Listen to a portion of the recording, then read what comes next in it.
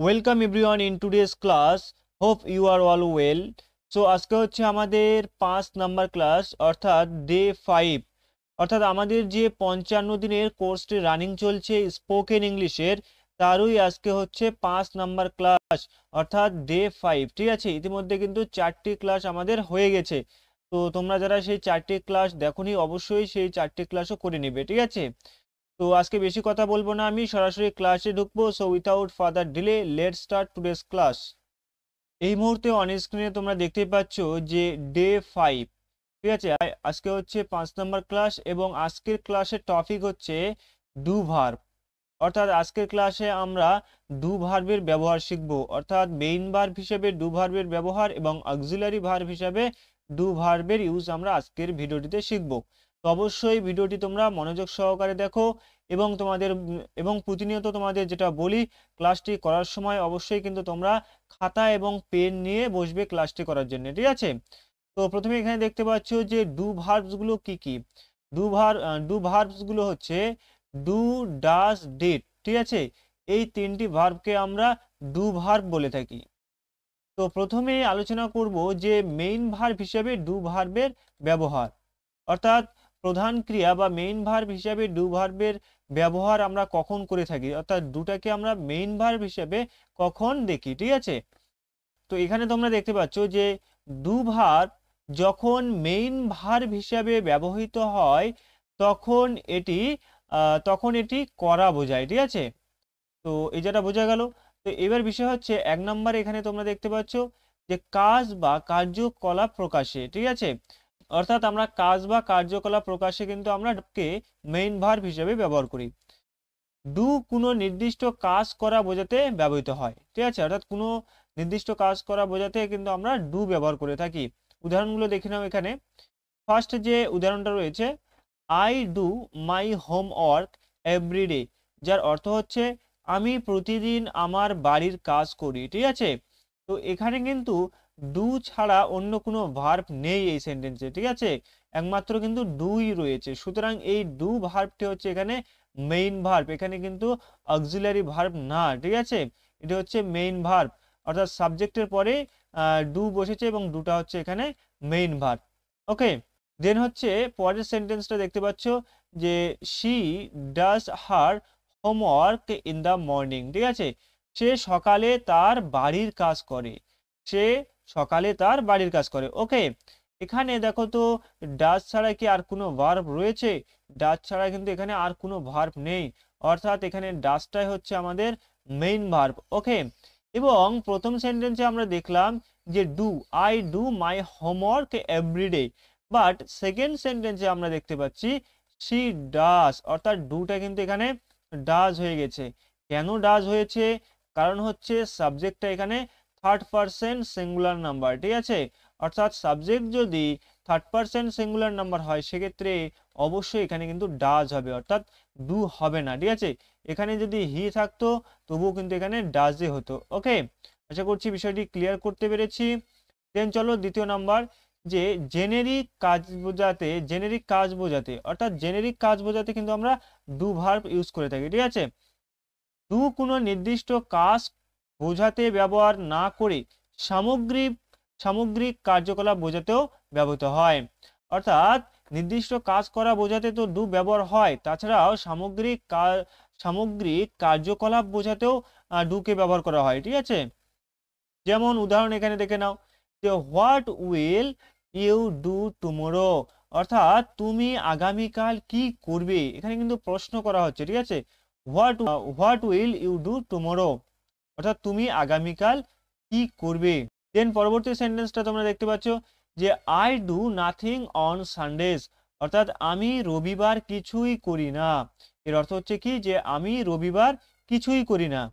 So আয়ের পর এখানে ডু দেখতে পাচ্ছ, তো এখানে ডুটা হচ্ছে মেইন ভার্ব। ওকে, তো মেইন ভার্ব হিসাবে ডু ভার্বের ব্যবহারের আরো কিছু উদাহরণ আমরা দেখব। তার আগে আমরা এখানে অক্সিলারি ভার্ব হিসাবে ডু ভার্বের ব্যবহারটা দেখে নিই। ঠিক আছে, তারপরে কিন্তু আরো আমরা এক্সাম্পল দেখব যে মেইন ভার্ব হিসাবে ডু ভার্বের ব্যবহার এবং অক্সিলারি ভার্ব হিসাবে ডু ভার্বের ব্যবহার। তো এখন আমরা আলোচনা করব অক্সিলারি ভার্ব হিসাবে ডু ভার্বের ব্যবহার। ওকে, এখানে কি বলা হয়েছে দেখো, ডু ভার্ব যখন অক্সিলারি ভার্ব বা হচ্ছে সাহায্যকারী ক্রিয়া হিসেবে ব্যবহৃত হয়, তখন এটি নেগেটিভ বাক্য, প্রশ্ন এবং জোর দিয়ে কিছু প্রকাশ করার জন্য ব্যবহৃত হয়। এটি মূল ক্রিয়াকে সাহায্য করে। তাহলে অক্সিলারি ভার্ব হিসেবে কখন ডু ভার্ব ব্যবহৃত হয়? যেখানে তোমরা দেখতে পাচ্ছ যে ডু ভার্ব যখন অক্সিলারি ভার্ব বা সাহায্যকারী ক্রিয়া হিসাবে ব্যবহৃত হয়, তখন এটি নেগেটিভ বাক্য, প্রশ্ন এবং জোর দিয়ে কিছু প্রকাশ করার জন্য ব্যবহৃত হয়। এটি মূল ক্রিয়াকে বা হচ্ছে মেইন ভার্বকে সাহায্য করে। ঠিক আছে, চলো দেখে নেওয়া যাক। প্রথমে রয়েছে যে প্রশ্ন করার জন্য, ঠিক আছে, প্রশ্ন করার জন্য ডু ভার্বের ব্যবহার। ওকে, তো এখানে তোমরা দেখতে পাচ্ছ যে ডু বা ডাজ ব্যবহৃত হয় প্রশ্ন গঠনের জন্য। ঠিক আছে, উদাহরণ দেখে নাও। Do you like coffee? তুমি কি কফি পছন্দ করো? তাহলে কিভাবে এখানে বলা হচ্ছে, এবং ডু এর ইউজটা দেখো কোথায় রয়েছে, অর্থাৎ প্রথমে কিন্তু ডু রয়েছে। ঠিক আছে, ডু ইউ লাইক কফি, এখানে কিন্তু ডু মেইন ভার্ব না। ঠিক আছে, এখানে হচ্ছে ডুটা অক্সিলারি ভার্ব। ওকে, তাহলে মেইন ভার্ব কোনটা এই সেন্টেন্সে? এই সেন্টেন্সে মেইন ভার্ব হচ্ছে লাইক। ঠিক আছে, লাইক হচ্ছে এখানে মেইন ভার্ব এবং ডুটা হচ্ছে এখানে অক্সিলারি ভার্ব। ওকে, দেন হচ্ছে দ্বিতীয় সেন্টেন্সটা দেখো যে does she play the guitar? সে কি গিটার বাজায়? তো এখানেও কিন্তু সেম, ডাজটি হচ্ছে এখানে অক্সিলারি ভার্ব এবং প্লে হচ্ছে এখানে মেইন ভার্ব। ওকে, এবং এখানে ডাজ হলো কেন? কারণ এখানে শি রয়েছে। ঠিক আছে, অর্থাৎ থার্ড পারসন সিঙ্গুলার নাম্বার। ওকে, যার জন্য কিন্তু এখানে ডাজ হয়েছে। দেন পরবর্তী উদাহরণটা দেখে নাও যে did they go to the park yesterday? অর্থাৎ তারা কি গতকাল পার্কে গিয়েছিল? তাহলে এর অর্থটা কি, যে তারা কি গতকাল পার্কে গিয়েছিল, অর্থাৎ এটা কিন্তু পাস্ট হয়ে গেল। ঠিক আছে, যার জন্য এখানে কিন্তু ডিড হয়েছে। তো অর্থাৎ প্রেজেন্ট টেন্স যদি হতো সেক্ষেত্রে ডু হতো। যে অর্থাৎ আগের সেন্টেন্সগুলোতে আমরা দেখলাম যে তুমি কি কফি পছন্দ করো, এটা কিন্তু বর্তমান অবস্থা বোঝাচ্ছে। ঠিক আছে, অর্থাৎ প্রেজেন্ট টেন্স, যার জন্য কিন্তু ডু ইউজ করা হয়েছে। পরেরটাও কিন্তু সেম। ঠিক আছে, বাট 3 নম্বর যে সেন্টেন্সটা রয়েছে, did they go to the park yesterday?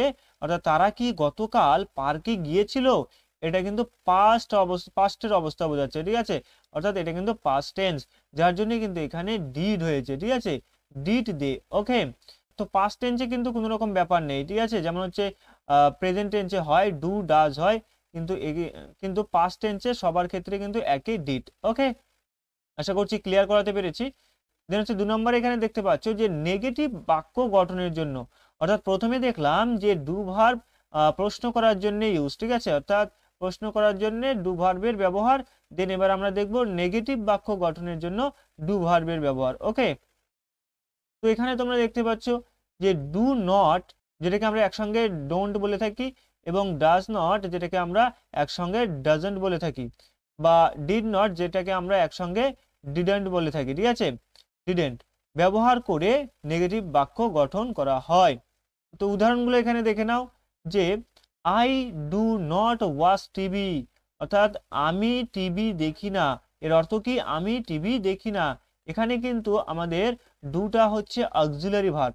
ওকে, কিভাবে বুঝলাম? এখানে কিন্তু ডু ছাড়াও আরেকটি ভার্ব রয়েছে, যেটা হচ্ছে ওয়াচ। তো ওয়াচটা হচ্ছে এই সেন্টেন্সে মেইন ভার্ব এবং ডুটা হচ্ছে এই সেন্টেন্সে অক্সিলারি ভার্ব। আশা করছি বোঝাতে পেরেছি।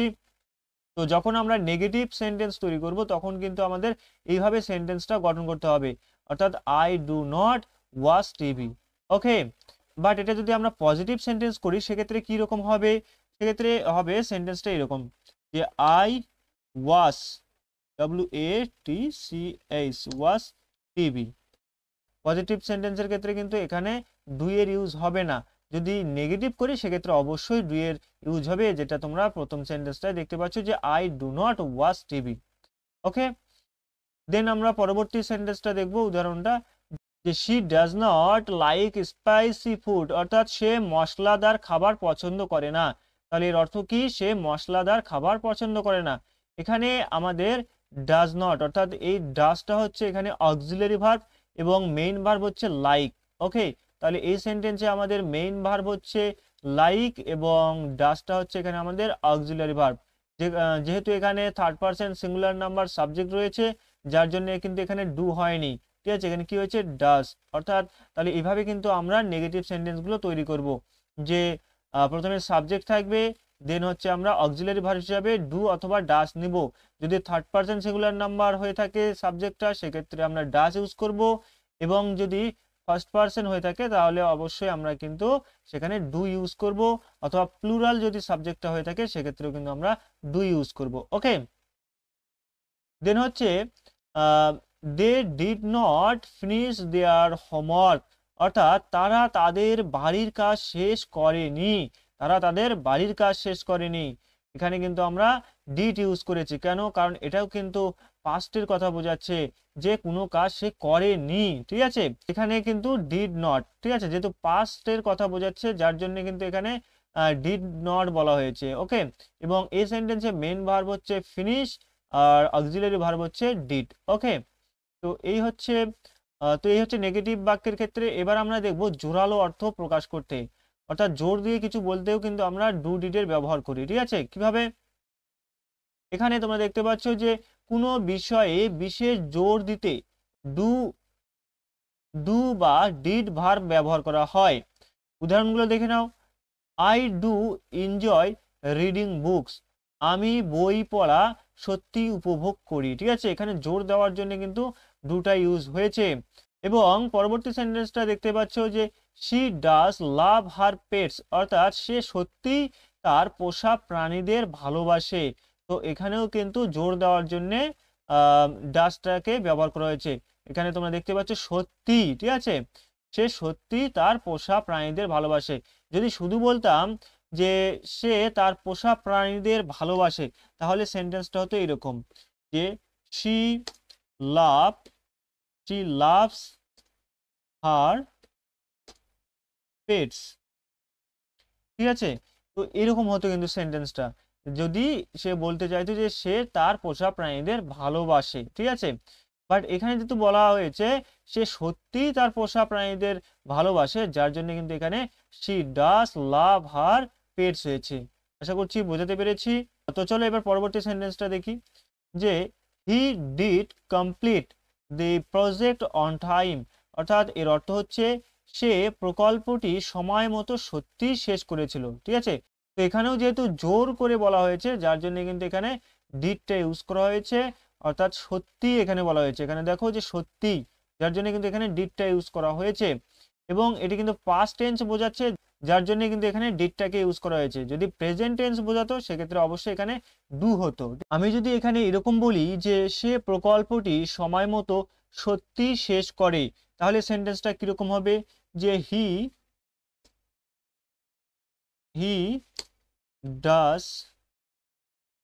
Does complete the project on time, অর্থাৎ এর অর্থ হচ্ছে যে সে প্রকল্পটি সময় মতো সত্যি শেষ করে। ঠিক আছে, বাট যেহেতু এখানে করেছিল রয়েছে যার জন্য কিন্তু এখানে ডিড হয়েছে, এবং এখানে যেহেতু বলা হচ্ছে করে যার জন্য কিন্তু এখানে ডাজ হয়েছে। ওকে, আশা করছি বোঝাতে পেরেছি।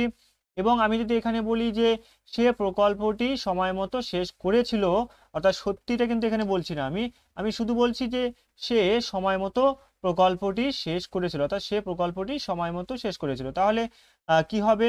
তো সেক্ষেত্রে he did sorry he completed the project on time। এর অর্থ কি হচ্ছে, যে সে প্রকল্পটি সময় মতো শেষ করেছিল। ঠিক আছে, he completed the project on time. Okay, এবং আমি যদি বলি সে প্রকল্পটি সময় মতো শেষ করে, তাহলে কি হবে, he complete the project on time। Okay, এর অর্থ তাহলে কি হচ্ছে, যে সে প্রকল্পটি সময় মতো শেষ করে। ঠিক আছে, হি কমপ্লিট এখানে এজ হবে। ঠিক আছে, যেহেতু এখানে থার্ড পারসন সিঙ্গুলার নাম্বার রয়েছে সাবজেক্ট। ওকে, এখানে যদি আই হতো, আই থাকতো, সাবজেক্টটা যদি আই থাকতো তাহলে কি হতো, যে সাবজেক্টটা যদি আই থাকতো তাহলে কিন্তু এখানে এসটা হতো না। ওকে, অর্থাৎ আমি আই দিয়েও দেখাচ্ছি তোমাদের, ঠিক আছে। এখানে যদি সাবজেক্টটা আই হয় সেক্ষেত্রে এখানে এখানে কিন্তু এসটা হবে না। এখানে আমি সাবজেক্টটাকে আই করছি। I completes the project on time হবে না, ঠিক আছে, আই কমপ্লিট হবে, এস কিন্তু এখানে হবে না। I complete the project on time, অর্থাৎ আমি প্রকল্পটি সময় মতো শেষ করি। ওকে, আশা করছি বোঝাতে পেরেছি। চলো আরেকবার দেখে নেই এই জায়গাটা, যে he did complete the project on time. এখানে কিন্তু বলা হচ্ছে এখানে এর অর্থ হচ্ছে সে প্রকল্পটি সময় মতো সত্যিই শেষ করেছিল। তারপর আমি বলছি যে সে প্রকল্পটি সময় মতো শেষ করে, তাহলে কি হচ্ছে, he does complete the project on time. এবং তারপরে আমি বলছি যে সে প্রকল্পটি সময় মতো শেষ করেছিল। এখানে কিন্তু সত্যি অর্থাৎ জোরালো ভাবে যে কথাটা সেটা কিন্তু আমি বলছি না, আমি সিম্পল ভাবে বলছি যে সে প্রকল্পটি সময় মতো শেষ করেছিল।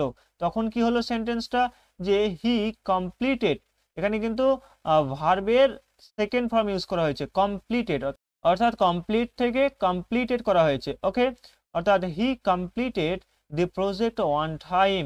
তো তার পরের সেন্টেন্সটা কি বলা হয়েছে, যে he completes the project on time, অর্থাৎ সে প্রকল্পটি সময় মতো শেষ করে। যেহেতু এখানে সাবজেক্টটা হচ্ছে থার্ড পারসন সিঙ্গুলার নাম্বার, যার জন্য এখানে কিন্তু ভার্বের সঙ্গে এস যুক্ত হয়েছে, অর্থাৎ কমপ্লিট থেকে কিন্তু এ যুক্ত হয়ে কমপ্লিটস হয়ে গেছে। Okay, he completes the project on time. এবং তারপরে সেন্টেন্সটা এখানে দেখতে পাচ্ছ যে I complete the project on time. এখানে কিন্তু শুধু কমপ্লিট রয়েছে, এখানে কিন্তু এস নেই। যেহেতু এটা হচ্ছে প্রেজেন্ট টেন্সের অবস্থা বোঝাচ্ছে, যার জন্য কিন্তু V1 ইউজ হয়েছে। এবং যেহেতু এখানে সাবজেক্টটা ফার্স্ট পারসন রয়েছে, আই রয়েছে, যার জন্য কিন্তু এখানে এস বাই এ যুক্ত হয়নি। ওকে, আশা করি বিষয়টি ক্লিয়ার হয়ে গেছে তোমাদের কাছে। যদি এরপরেও কোনো রকম কনফিউশন থাকে অবশ্যই তোমরা কিন্তু কমেন্টে জানাতে পারো। তো চলো আরো কিছু উদাহরণ আমরা এবার দেখে নিব, ঠিক আছে। অর্থাৎ মেইন ভার্ব হিসাবে ডু ভার্বের ব্যবহার এবং অক্সিলারি ভার্ব হিসাবে ডু ভার্বের ব্যবহারের কিছু উদাহরণ এখানে দেখতে পাচ্ছ, যে আই ডু মাই হোমওয়ার্ক, এখানে কিন্তু ডুটা হচ্ছে আমাদের মেইন ভার্ব। ওকে, দেন পরবর্তী sentence I do not do my homework, এই জায়গাটা কিন্তু বোঝার রয়েছে, ঠিক আছে, এখানে কিছু বোঝার রয়েছে। কারণ এখানে তোমরা দেখতে পাচ্ছ এই সেন্টেন্সে দুটো ডু দেখতে পাচ্ছ, এখানে একটা ডু এবং এখানে একটি ডু তোমরা দেখতে পাচ্ছ। কেন এরকমটা হলো, তো এখানে দেখো আই ডু মাই হোমওয়ার্ক, আমি আমার বাড়ির কাজ করি, ঠিক আছে। এবং এখানে বলা হয়েছে I do not do my homework, আমি আমার বাড়ির কাজ করি না। ওকে, তো এইটা হচ্ছে, এই ডুটা হচ্ছে আমাদের এখানে মেইন ভার্ব এবং এই ডুটা হচ্ছে এখানে আমাদের অক্সিলারি ভার্ব। বোঝাতে পেরেছি? অর্থাৎ এই ডু এর অর্থ হচ্ছে করা, অর্থাৎ আমি আমার বাড়ির কাজ করি। এবং যেহেতু এখানে ডু নট রয়েছে যার জন্য কিন্তু এখানে হয়ে গেল আমি আমার বাড়ির কাজ করি না। তো এই ডুটা হচ্ছে আমাদের এখানে অক্সিলারি ভার্ব এবং এই ডুটা হচ্ছে আমাদের এখানে মেইন ভার্ব। আশা করছি বোঝাতে পেরেছি। এরপর হচ্ছে do I do my homework, অর্থাৎ আমি কি আমার বাড়ির কাজ করি। এখানে আই এর পর যে ডুটা তোমরা দেখতে পাচ্ছ এটা হচ্ছে মেইন ভার্ব এই সেন্টেন্সে, এবং প্রথমে যে ডুটা দেখতে পাচ্ছ সেন্টেন্সের সামনে এই ডুটা হচ্ছে এই সেন্টেন্সের অক্সিলারি ভার্ব। আশা করছি বোঝাতে পেরেছি। দেন হচ্ছে পরবর্তী সেন্টেন্সটা দেখো, যে you do your homework, you এর ক্ষেত্রেও কিন্তু ডু ইউজ হয়, ঠিক আছে, ইউ এর পরে কিন্তু ডাজ ইউজ হয় না, ডু ইউজ হয়। Okay, then you do not do your homework, same কিন্তু এখানেও, অর্থাৎ এই ডুটা হচ্ছে মেইন ভার্ব এবং এই ডুটা হচ্ছে এখানে অক্সিলারি ভার্ব। তারপর হচ্ছে do you do your homework, তুমি কি তোমার বাড়ির কাজ করো, এখানে এই ডুটা হচ্ছে মেইন ভার্ব এবং এই ডুটা হচ্ছে অক্সিলারি ভার্ব। দেন এখানে আরো কয়েকটি সেন্টেন্স দেখতে পাচ্ছ, যে হি ডাজ হিজ হোমওয়ার্ক, অর্থাৎ সে তার বাড়ির কাজ করে। এখানে যেহেতু সাবজেক্টটা হচ্ছে থার্ড পারসন সিঙ্গুলার নাম্বার, অর্থাৎ হি রয়েছে, যার জন্য এখানে কিন্তু ডু হয়নি, অর্থাৎ কি হয়েছে না ডাজ ইউজ করতে হয়েছে। দেন এখানে দেখতে পাচ্ছ পরবর্তী sentence, he does not do his homework, অর্থাৎ সে তার বাড়ির কাজ করে না। এখানে ডুটা হচ্ছে মেইন ভার্ব এবং ডাজটা হচ্ছে এখানে অক্সিলারি ভার্ব। ওকে, এবং যখন আমরা কোশ্চেন করব তখন কি করব, যে এই অক্সিলারির যে ভার্বটা রয়েছে অর্থাৎ ডু ডাস সেটাকে কিন্তু আমরা সামনে নিয়ে আসবো, ঠিক আছে। তো এখানে অক্সিলারি ভার্ব রয়েছে ডাস, যার জন্য ডাসটাকে সামনে নিয়ে এসেছি। দেন হচ্ছে তারপর সাবজেক্ট, সাবজেক্ট হচ্ছে হি, যেহেতু এটা নেগেটিভ সেন্টেন্স না যার জন্য কিন্তু এখানে নট ইউজ করা হয়নি, ঠিক আছে। এখানে হচ্ছে সরাসরি মেন ভার্বকে নিয়ে আসা হয়েছে ডু, অর্থাৎ সে কি তার বাড়ির কাজ করে, এখানে কি কোনো না প্রসঙ্গ রয়েছে, না কিন্তু নেই, যার জন্য কিন্তু এখানে নেগেটিভ সেন্টেন্স এটা না। তো এটা কিন্তু পজিটিভ সেন্টেন্স এবং ইন্টারোগেটিভ সেন্টেন্স, যার জন্য কিন্তু এখানে সরাসরি ডু হয়েছে এবং ডু হচ্ছে এই সেন্টেন্সের মেইন ভার্ব এবং ডাসটা হচ্ছে এই সেন্টেন্সের অক্সিলারি ভার্ব। ওকে, যেমন হচ্ছে তোমাদের কাছে আরো বিষয়টি ক্লিয়ার হবে আমি যদি এরকম করি যে I play I play cricket, cricket, okay, আমি ক্রিকেট খেলি। ওকে, বিষয়টি বোঝাতে পেরেছি, আমি ক্রিকেট খেলি। এটাকে যদি আমি এবার নেগেটিভ করি সেক্ষেত্রে কি হবে দেখো, যে I do not play cricket,